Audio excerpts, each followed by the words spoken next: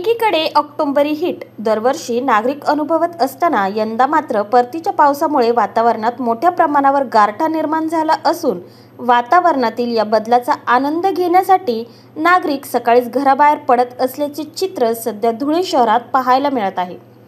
संपूर्ण राज्यात तसेच धुळे जिल्ह्यात देखील दरवर्षी थंडीचे नवनवीन उच्चांक पाहायला मिळत असतात।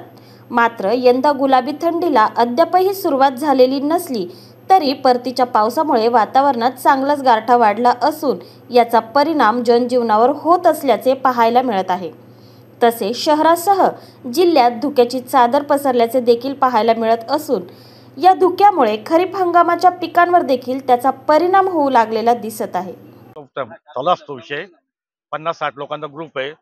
सगळ्यांना पितात डायबिटीज बीपी ज्यांना काय असेल मग सगळ्यांना त्रास कमी होतो। याच्यामुळे सगळ्यांनी सकाळी रोज सकाळी 6:30 ते 7:30 पर्यंत इथं कार्यक्रम होत असतो, तो विनामूल्य असतो।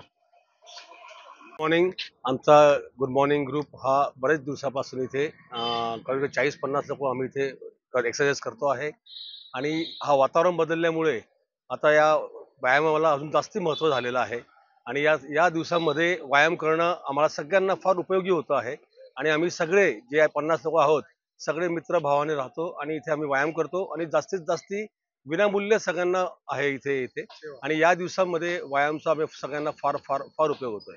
नमस्कार।